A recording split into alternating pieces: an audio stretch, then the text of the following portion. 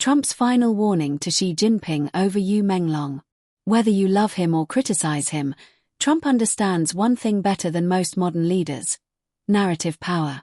From his days as a real estate mogul to his presidency, Trump mastered the art of commanding attention. A single statement from him can trigger markets, dominate headlines, and ignite global debate. So when his name was suddenly linked to Yu Menglong's situation, political observers didn't dismiss it. They leaned in. Sources claimed Trump had privately expressed concerns about transparency, accountability, and international implications surrounding the unfolding situation tied to Yu Menglong. Was it official policy? Was it diplomatic pressure? Or was it strategic messaging aimed at a global audience? That's where things get complicated. Xi Jinping operates differently. Reserved. Calculated. Strategic. Under Xi's leadership, China has positioned itself as a dominant global force, economically, technologically, and politically. Domestic matters are treated with extreme sensitivity, and external commentary is rarely welcomed. So when international figures, especially former US presidents, appear to weigh in on issues perceived as internal, tensions naturally rise. Analysts suggest any public or private warning would not simply be about one individual. It would be about sovereignty, influence, and geopolitical signaling. Yu Menglong, a public figure whose name gained viral traction, became more than a person in the online conversation. He became a symbol. Symbol of a transparency versus silence, a public accountability, a media narratives, a international attention. Social platforms amplified clips, speculative timelines, and opinion-driven commentary. The algorithm fed outrage. The outrage fueled engagement. And engagement turned into global curiosity. In today's digital world, stories don't stay local. They explode. The phrase "final warning" is powerful. It implies a line has been crossed. A patience has expired. Consequences could follow. But in geopolitics, language is often layered. Sometimes a warning isn't about immediate action. It's about leverage. Political analysts point out that strategic messaging can 1. Signal strength to domestic audiences. 2. Apply psychological pressure. 3. Influence negotiations behind the scenes. 4. Control media framing. In that context, even the perception of a warning can be impactful. Within hours, commentary channels began dissecting. What authority Trump would have to issue such a warning? Whether this was symbolic or substantive. How Beijing might interpret the message. The potential ripple effect on US-China relations. Some outlets framed it as bold leadership. Others described it as unnecessary escalation. Still others questioned whether the narrative itself had been exaggerated by viral content creators seeking engagement. In the age of clicks, controversy travels faster than confirmation. To understand the weight of any US-China exchange, you have to consider context. An ongoing economic rivalry. A technology competition. Trade disputes. Military posturing in the Indo-Pacific. Every public statement becomes part of a larger chessboard. A single phrase can shift diplomatic tone. Even without direct policy action, messaging can influence perception.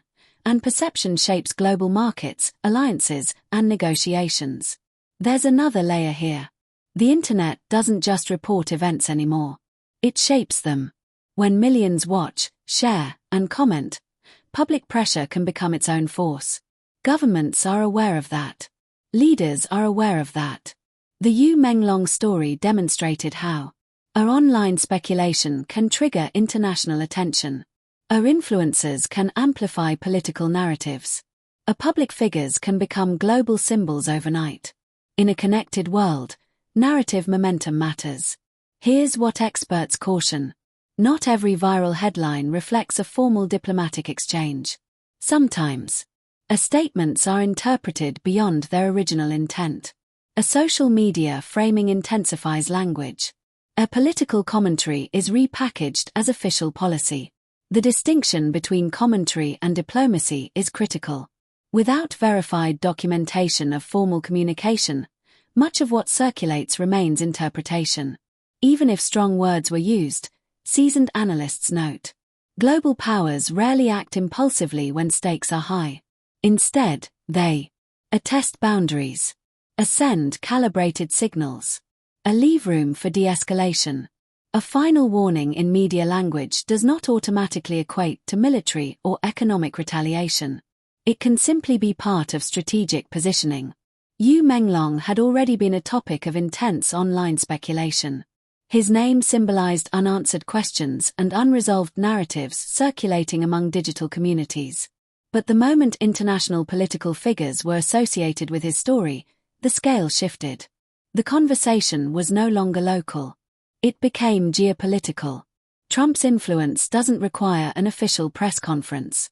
Historically, a single remark from him has been capable of shifting news cycles, triggering diplomatic commentary, dominating global headlines.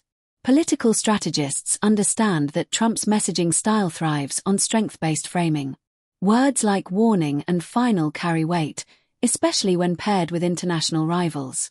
Whether the phrasing was literal or amplified by commentators, its impact was undeniable. While commentary surged online, official channels remained measured. And that silence became its own story. In geopolitical strategy, silence can mean a calculated restraint, a refusal to legitimize a narrative, an internal assessment, a controlled damage management. Observers noted that Beijing did not immediately escalate rhetoric. Instead, state media maintained focus on domestic priorities. To some analysts, that was deliberate. When two superpowers are mentioned in the same headline, analysts don't look at emotion, they look at incentives.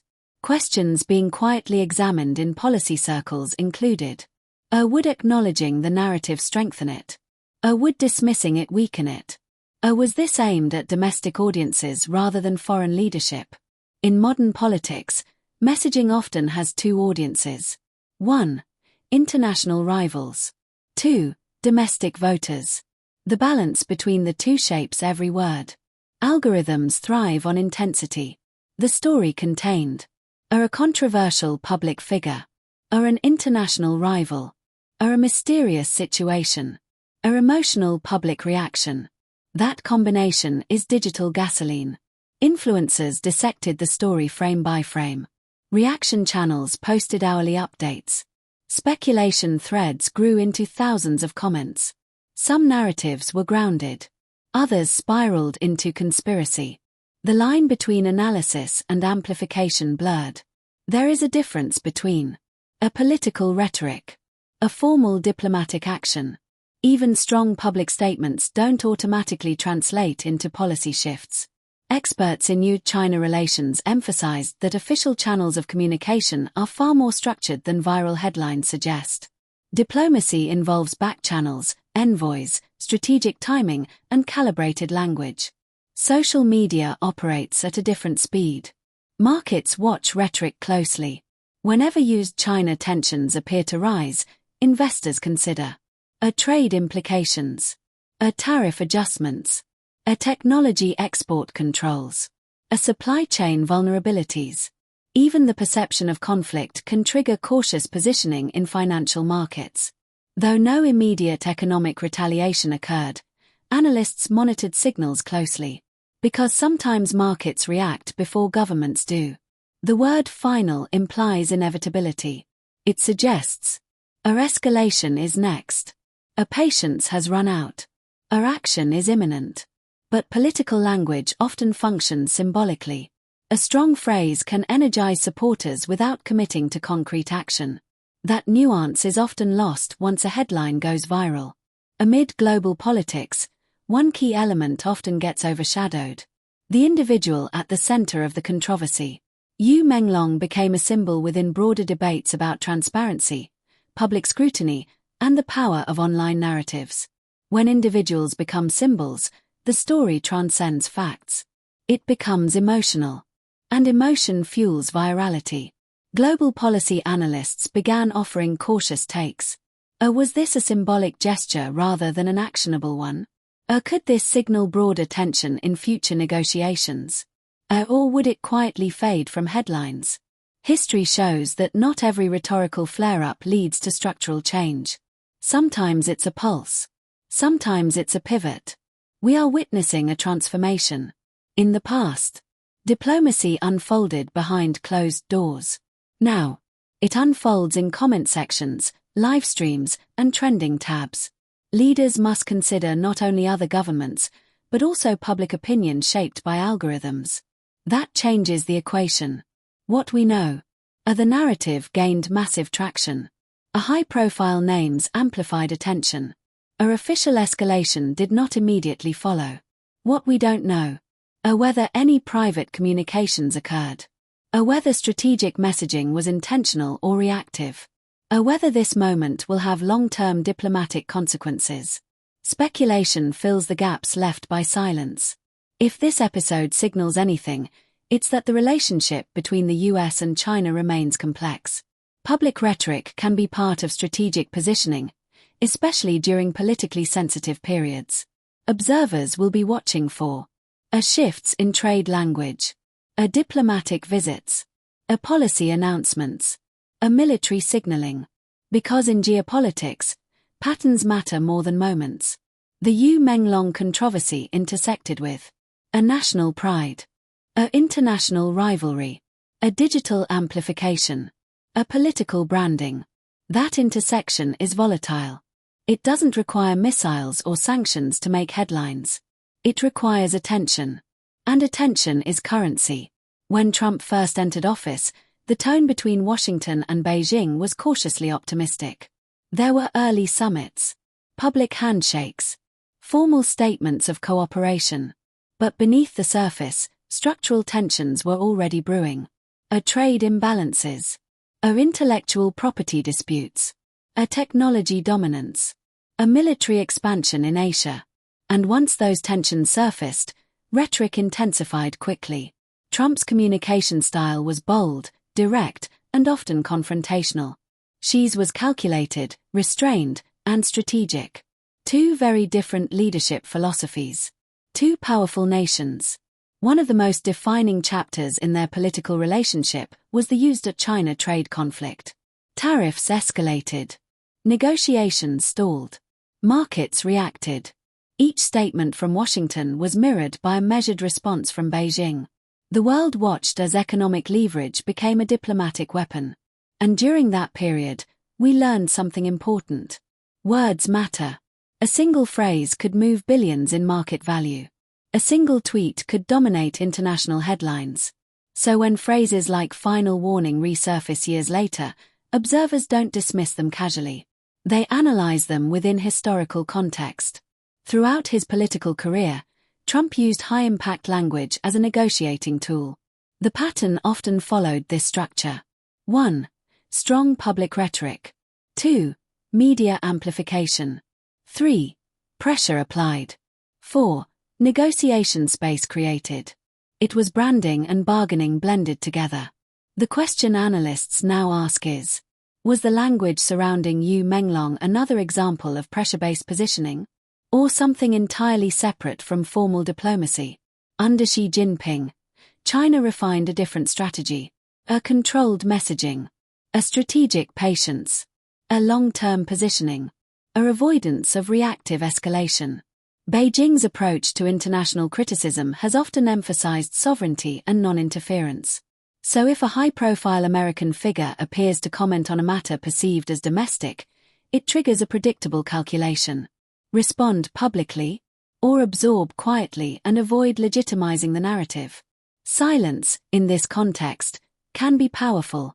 Geopolitics isn't only about trade or military strength. It's also psychological.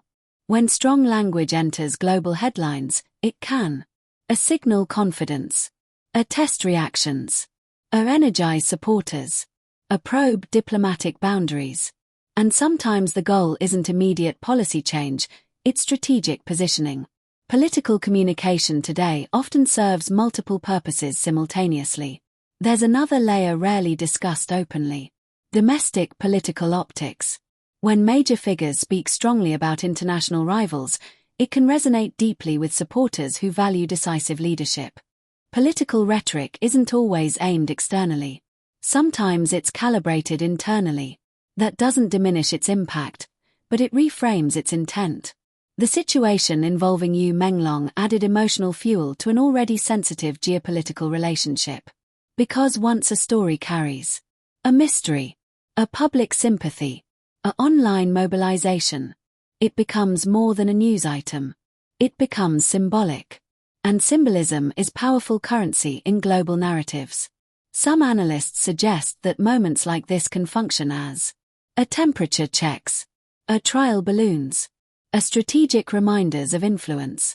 Without formal action, rhetoric can still shape expectations. It can also serve as a subtle signal of readiness to escalate if necessary, even if escalation never comes. Looking back at previous flashpoints between Washington and Beijing, we see a pattern. 1. Rhetorical spike. 2. Media amplification. 3. Global speculation. 4. Strategic recalibration. Rarely do initial headlines represent the final outcome. Instead, they mark the beginning of negotiation cycles. Is this moment part of that pattern? It's possible. When the United States and China appear in the same headline, global implications follow. Other nations evaluate a trade partnerships, a security alignments, a diplomatic balance. Because shifts between the two largest economies ripple worldwide. Even symbolic exchanges can influence perception. And perception influences strategy. Here's something critical. The phrase final warning may not originate from formal diplomatic documents. It may emerge from commentary, interpretation, or headline framing. But once it gains traction, it becomes part of public consciousness. And in modern geopolitics, public consciousness shapes policy pressure. Narrative framing can influence real-world consequences, even if the original language was less dramatic. High-impact rhetoric carries risk. If misinterpreted, it can heighten tension, force public responses, limit diplomatic flexibility. But if carefully calibrated, it can also strengthen bargaining position, signal resolve, shift negotiation dynamics. The key variable is control. And so far, there has been no confirmed escalation beyond media narratives. That suggests restraint on both sides. Too early to say. Moments like this can fade into history, or mark the beginning of policy shifts. The determining factor will be future developments, trade adjustments, diplomatic visits, official statements, policy changes. Without those, this remains a powerful narrative moment, not necessarily a structural transformation. By now, one thing is clear. This case is no longer just about Yu Menglong. It's about power. In global politics, proxy battles are common. Not military proxies, narrative proxies. Sometimes, a corporate dispute becomes a symbol of economic rivalry. A tech company becomes a symbol of digital sovereignty. A public figure becomes a symbol of ideological contrast. When tensions already exist, smaller incidents can become containers for much larger strategic friction. The Yu Menglong narrative may have entered that category.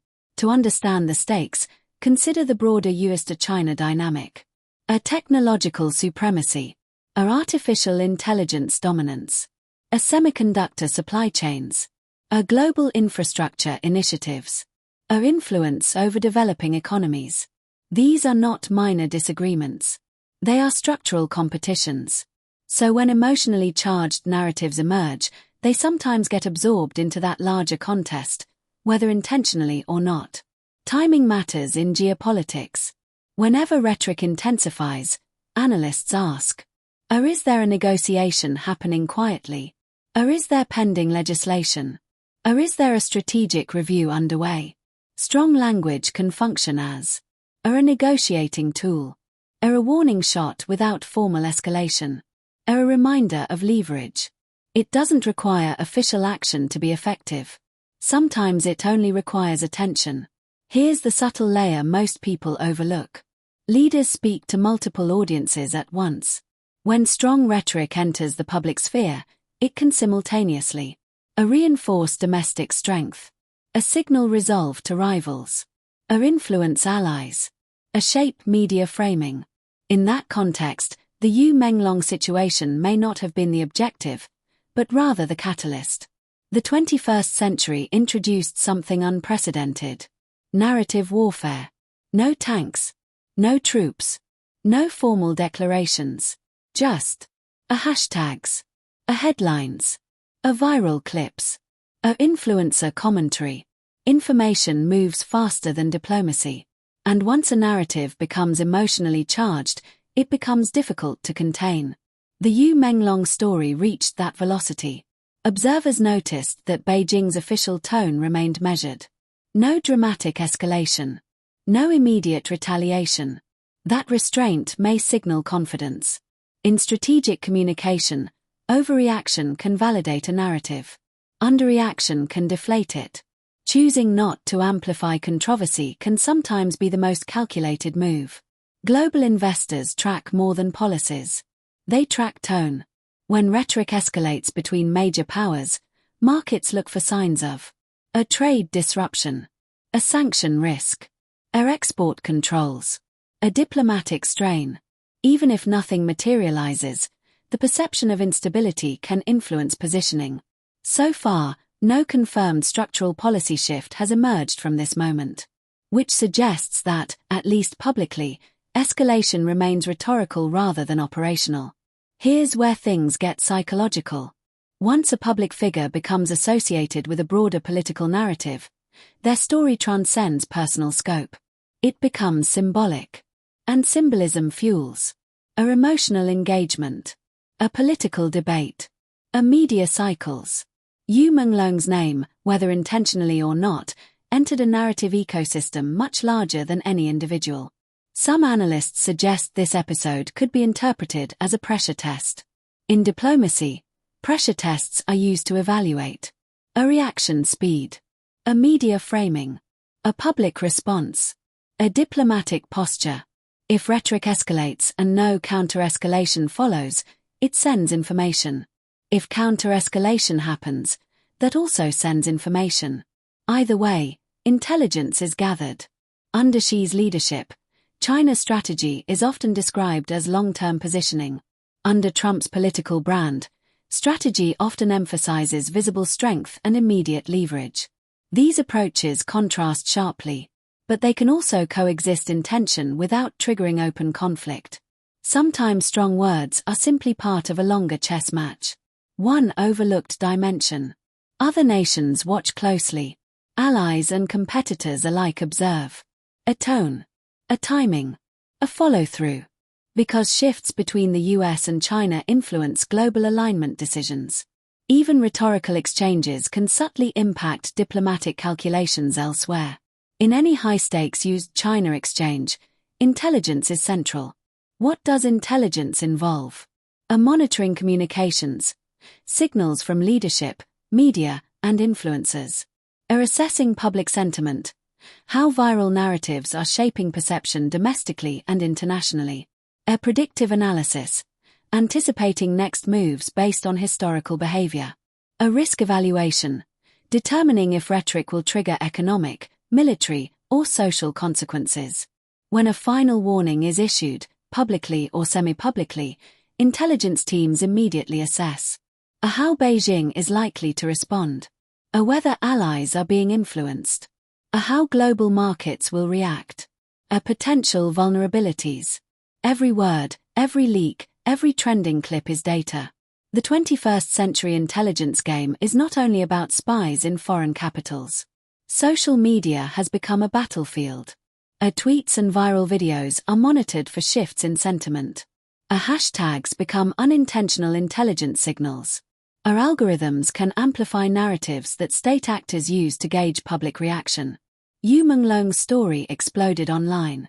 Analysts on both sides likely treated the virality itself as actionable intelligence. Leaks and unofficial reports are strategic tools. By allowing parts of the story to reach the public, leaders can gauge international reactions. Rivals may reveal priorities. Domestic audiences feel informed, while subtly being influenced. In Trump-era strategy, Leaks were often leveraged to pressure rivals without formal negotiation. In this case, some analysts suspect that part of the narrative around Yu Menglong could have been allowed to circulate as a calibration signal. Public warnings are dramatic, but the real negotiation rarely happens in the spotlight. Behind the headlines, our envoys exchange sensitive messages. Our intelligence reports are analyzed. Our strategic advisors simulate outcomes. Our private meetings shape the next public move. The final warning may have been just the tip of an iceberg, with months of preparatory analysis underpinning it. Beijing's measured silence is as important as Trump's words. Analysts often interpret silence as a confidence and control, a strategic patience, a assessment of leverage, a message discipline to prevent amplification. A carefully managed silence can neutralize perceived threats without direct confrontation. When intelligence meets viral narratives, consequences extend far beyond two nations. Other countries observe which narratives gain traction, how messaging influences alliances, how economic and military positioning may shift. The ripple effect is subtle but significant. Markets, trade negotiations, and diplomatic trust all respond to perception, not just action. Some observers theorize that Yu Menglong's situation may have been used as a soft stress test. Measure U.S. influence over Chinese public perception. Evaluate China's reaction without formal escalation. Understand how viral narratives interact with state strategy. If true, it demonstrates a new form of digital geopolitical signaling. Intelligence isn't just about facts, it's also about psychology. Messages are designed to project power, influence perception, shape anticipation, encourage self-censorship or strategic restraint. A final warning carries symbolic weight, even without immediate action. And symbolism matters in diplomacy, especially when it involves powerful rivals. Modern media isn't neutral, it's part of the strategic ecosystem. Coverage amplifies signals. Virality acts as a feedback loop. Public discourse creates measurable outcomes. In this sense, every trending story is both an audience test and a data point for decision-makers. Yu Menglong's narrative became both a case and a tool. At this stage, consider the geopolitical landscape as a chessboard. Trump's rhetoric is a visible piece, moving boldly, signaling intent. Xi's measured silence is another, defending, evaluating, calculating. Our intelligence reports and viral narratives are the unseen forces shaping moves ahead of time. The public sees headlines. Leaders see leverage, risk, and opportunity. While the final warning has captured attention, the real case may be in what happens next. Will rhetoric escalate or de-escalate? Will Yu Menglong's name remain central or fade into symbolic status? Will strategic adjustments follow quietly behind the scenes? This is a high-stakes narrative game, and the world is watching how each move unfolds. By now, the case of Yu Menglong has grown into something almost unrecognizable from its origins. Step 1. Perception drives policy. In modern geopolitics, perception often matters more than reality. Governments observe not just actions but signals, measured in headlines, viral videos, and online discourse. When a figure like Donald Trump issues a final warning, even informally, policymakers worldwide take note. Even a semi-symbolic narrative can influence negotiation postures, economic decisions, and diplomatic alignment. Yu Menglong became a litmus test. What reactions would Washington elicit? How would Beijing respond? Step 2. Markets react before leaders. Financial markets are hypersensitive to perception. Our investors monitor news cycles for signs of tension or cooperation. Trade fears or escalation narratives can move billions in minutes. Even if no policies are implemented, the possibility of disruption affects stock indices, commodity prices, and currency flows. Yu Menglong's case, amplified by global media, created a pulse of uncertainty that many traders couldn't ignore. Step 3. Diplomatic chain reactions. Allies and rivals of both the US and China also watch closely. Europe assesses whether to adjust trade negotiations. Asian nations consider military and economic posture. A developing nations monitor leadership signals for potential opportunities or risks. In essence, a viral case in one country can trigger a chain reaction of diplomatic recalibration worldwide.